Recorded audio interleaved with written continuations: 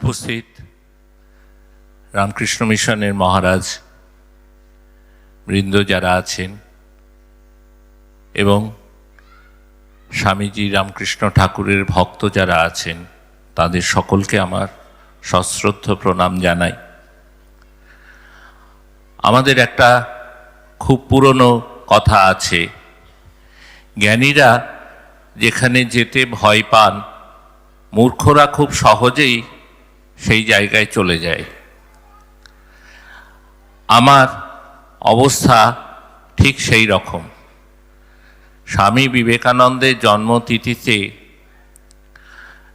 এই সারগাছি রামকৃষ্ণ মিশনের কক্ষে দাঁড়িয়ে ভক্তবৃন্দদের সামনে আমার বক্তৃতা দেওয়া, বলা স্বামীজির অনুভূতি সম্পর্কে এ একান্তই অন্ধের হস্তি দর্শনের মতো। আপনারা সকলেই আমার থেকে তার সম্পর্কে জানেন বেশি, উপলব্ধি বেশি। সুতরাং যেটুকু ভুল ত্রুটি হবে আপনারা আপনাদের মতো করে সেটা মার্জনা করবেন। আমি ছাত্র জীবনে অনেক স্বপ্নটা দেখেছি যার একটিও পূরণ হয়নি। এমনকি বিশ্ববিদ্যালয়ে শিক্ষকতা করব এরকম স্বপ্নও আমার ছিল যখন আমি স্কুল পড়তাম, কলেজে পড়তাম। কিন্তু কোনোদিন দুঃস্বপ্নেও একথা ভাবিনি যে স্বামীজির জন্মতিথিতে তারই প্রতিষ্ঠিত আশ্রমে সভাকক্ষে দাঁড়িয়ে মহারাজদের সম্পর্কে, স্বামীজি সম্পর্কে বলতে আমাকে হবে। এই যে তপনিষ্ঠানন্দজি মহারাজ আমাকে যে কি বিপদে ফেলেছেন এটা কহতব্য নয়। আমি ওনাকে বোঝাতে চেষ্টা করেছিলাম যে আমি একান্তই এ বিষয়ে বলার উপযুক্ত মানুষ নই। উনি আমাকে একটি বাক্যে চুপ করিয়ে দিলেন। উনি বললেন, কেন আপনি 3 বছর এখানে শিক্ষকতা করছেন, আপনাকে যে 3টে বই হাতে ধরিয়ে দিয়েছি সেগুলোর কি হলো তাহলে বলেন। এ তো ভারী বিপদ। সত্যি করেই তো আমি 3 বছর ধরে এখানে পড়াচ্ছি, 3খানা বই তো আমি পেয়েছি, কিন্তু তার পাতা তো উল্টে দেখিনি। কিন্তু বলার তো কিছু নেই। উনি আবার একখানা আলমারি খুলে একটা 3 ইঞ্চ সাইজের বই আমার হাতে ধরিয়ে দিয়েছিলেন আজ সপ্তাহখানেক আগে। আমি বুঝলাম এ বই পড়া তো দূরস্থান, বই উপলব্ধি করা তো দূরস্থান, পড়াটাও আমার পক্ষে সম্ভব নয়। আমি সযত্নে আমার আলমারিতে সেটা রেখে দিয়েছিলাম। আজকে ওনাকে ফেরত দিয়ে কিছুটা বেঁচেছি। বরং আমার উপলব্ধিতে স্বামী বিবেকানন্দ, আমিও জীবনের 55টা বছর কাটালাম, শিক্ষকতা করেই কাটালাম। যে রসায়ন শাস্ত্রটা পড়াই ক্লাসে, সেটাও তো আমি ভালো করে জানি না, পড়াই। তা আমি স্বামী বিবেকানন্দ সম্পর্কে যেটুকু জানি, যেটুকু বুঝি, আমার উপলব্ধিতে যেটুকু, সেইটুকুই আপনাদেরকে বলি। স্বামীজি জন্মগ্রহণ করেছিলেন 1863 সালে। এই যে ঊনবিংশ শতক আমাদের দেশের ইতিহাসে একটা খুব গুরুত্বপূর্ণ সময়। প্রায় 100 বছর আগে রামমোহন রায় জন্মেছেন, প্রায় 40 বছর আগে 1820 সালে বিদ্যাসাগর মশাই জন্মেছেন, যার কথা এখানে হয়েছে। আরও অনেক মহাপুরুষ তারা জন্মেছেন এবং স্বামীজির জন্মের খুব কাছাকাছি জন্মেছেন রবীন্দ্রনাথ ঠাকুর। তার 2 বছর আগে 1858-তে জন্মেছেন জগদীশচন্দ্র বসু। তার 6 বছর পরে 1869-এ জন্মাচ্ছেন মহাত্মা গান্ধী।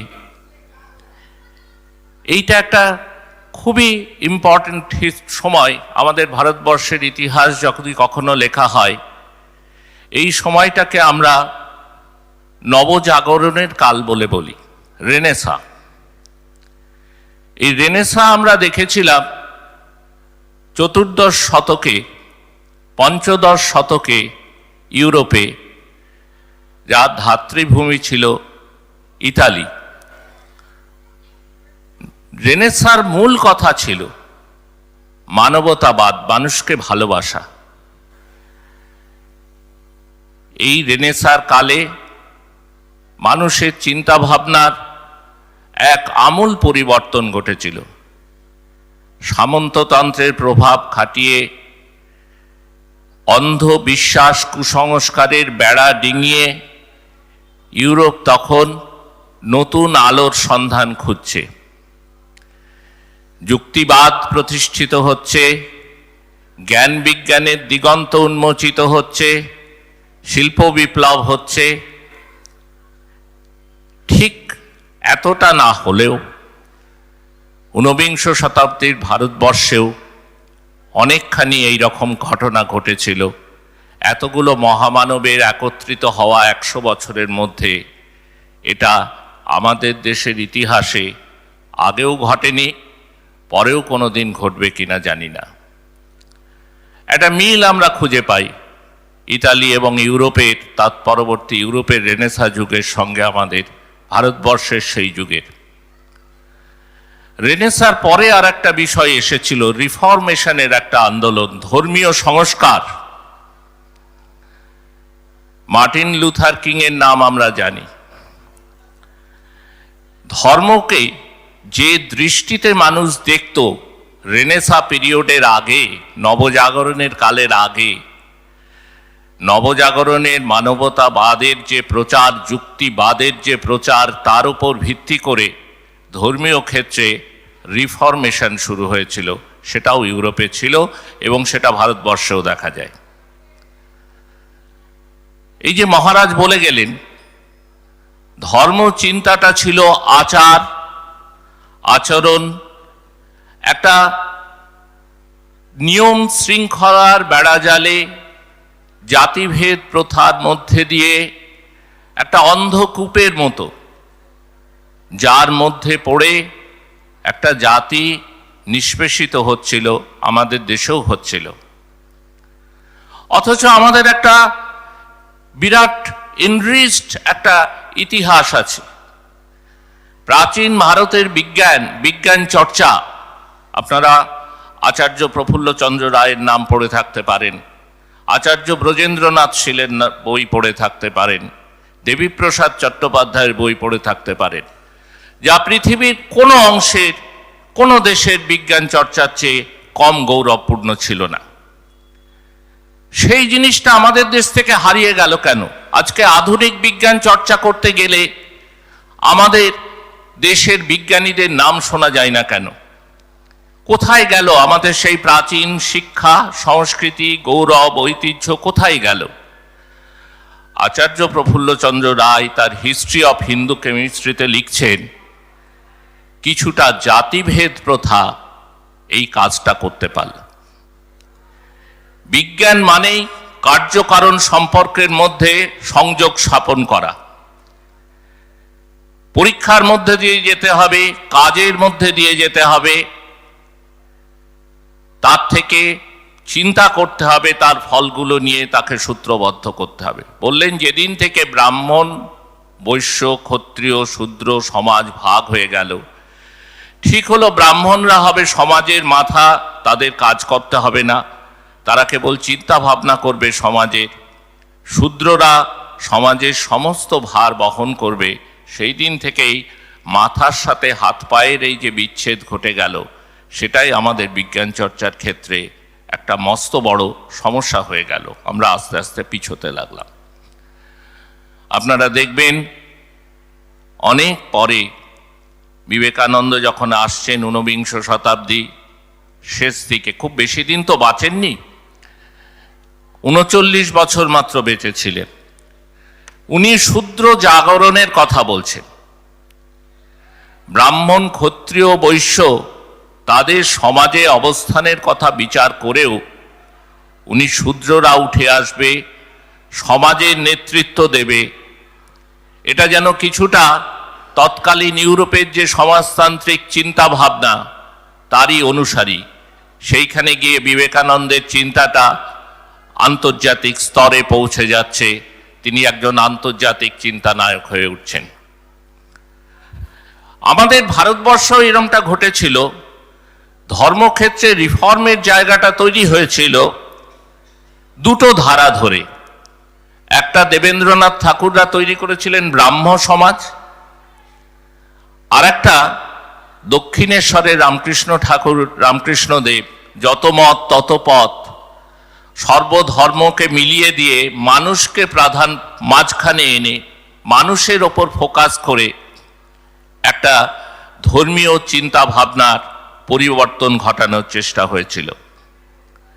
এবং তার শিষ্য বিবেকানন্দ হাত ধরে সেই চিন্তা ভাবনা গোটা ভারতবর্ষে ছড়িয়ে পড়েছিল। ভারতবর্ষের বাইরে যে সভ্যতা, যে জাতিকে বিশ্ব ভুলে গিয়েছিল, আবার তাকে বিশ্বের সামনে তুলে ধরেছিলেন। এখন একটা কথা এখানে আমরা বলি, এখানে কিছু ছাত্র আছে, বিবেকানন্দ এই নামটার জন্মদিন কিন্তু খুব বেশি নয়। বিবেকানন্দ নামে নরেন্দ্রনাথ দত্ত বেঁচে ছিলেন 11 বছরের কিছু বেশি সময়।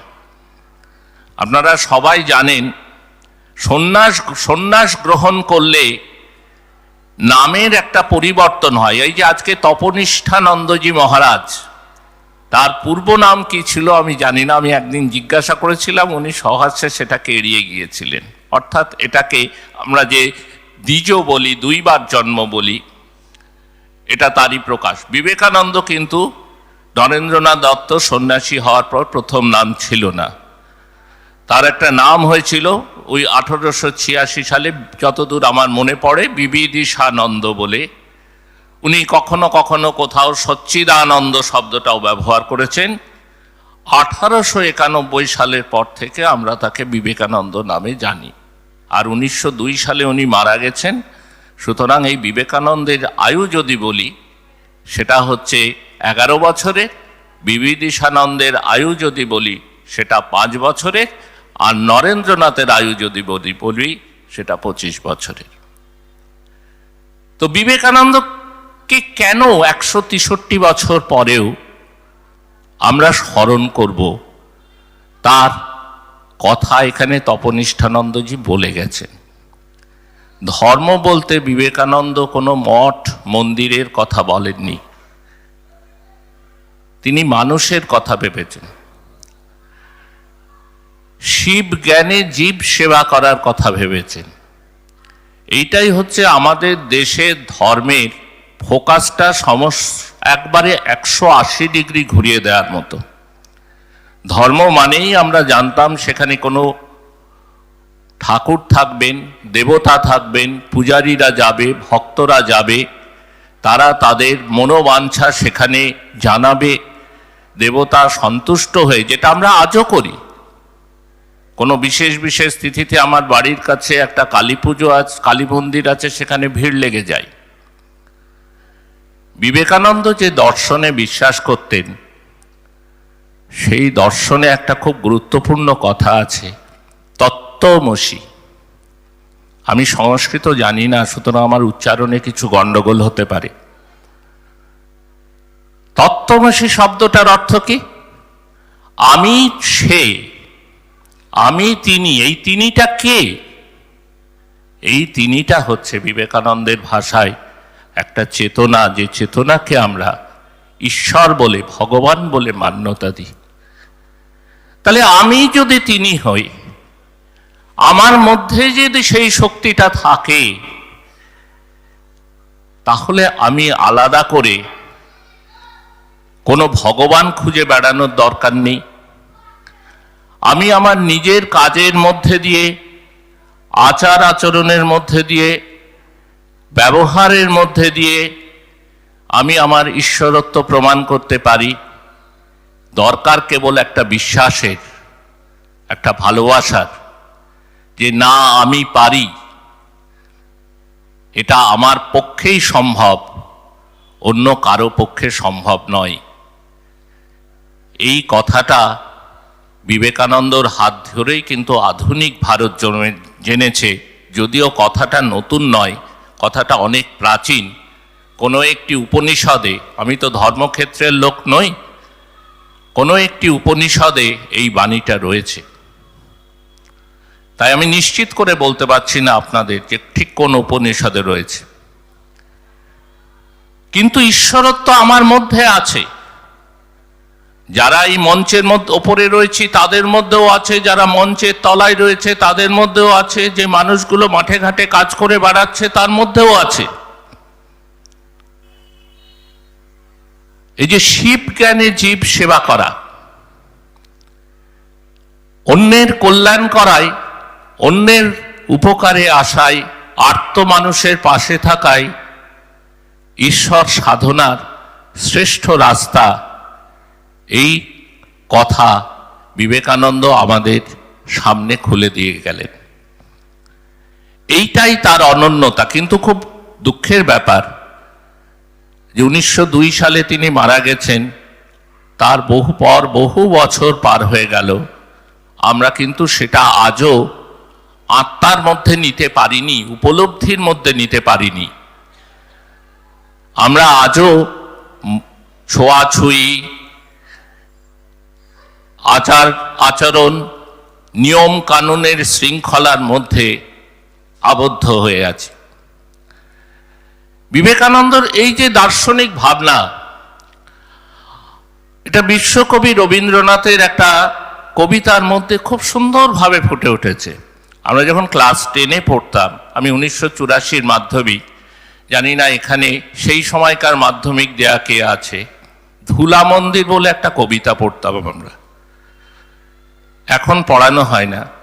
আমার যেটুকু মনে আছে, সাধন পূজন ভজন আরাধনা সমস্ত থাক পড়ে, রুদ্ধ দ্বারে দেবালয়ের কোণে কেন আছিস সরে, কাহারে তুই পুজিস সঙ্গোপনে, নয়ন মেলে দেখ দেখি তুই চেয়ে, দেবতা নাই ঘরে, তিনি গেছেন যেথায় মাটি ভেঙে, করছে চাষা চাষ, পাথর ভেঙে কাটছে যেথায় পথ, খাটছে 12 মাস, রৌদ্র জলে আছেন সবার সাথে, ধুলা তাহার মেখেছে 2 হাতে, তারই মতন ধুলি বসন পরি, আইরে ধুলার পরে।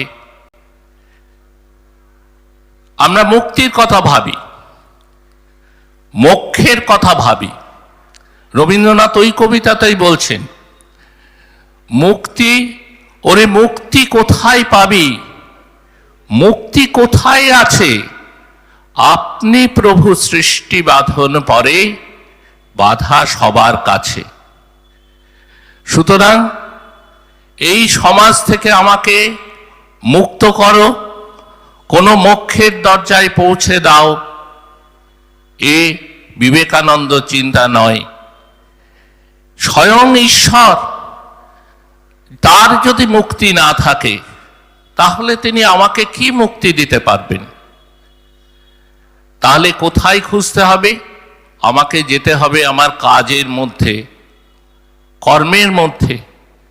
যে যেখানে আছে, যে মহারাজ বলছিলেন একজন দোকানিও শ্রেষ্ঠ ধার্মিক হতে পারে, একজন অফিসে কাজ করা লোকও শ্রেষ্ঠ ধার্মিক হতে পারে।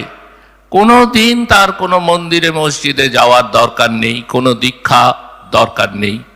সে যদি সৎভাবে অন্য মানুষের পাশে থেকে সে তার জীবনটা কাটাতে পারে। এইটাই স্বামীজির শিক্ষা বলে আমি আমার 55 বছরের জীবনে যেটুকু বুঝেছি সেটা এইটুকুই। আমার দুঃখ, আমি নিজে তো বটেই, আমরা বোধহয় বেশিরভাগ মানুষই সমাজে এই জায়গাটায় উত্তরণ ঘটাতে পারিনি।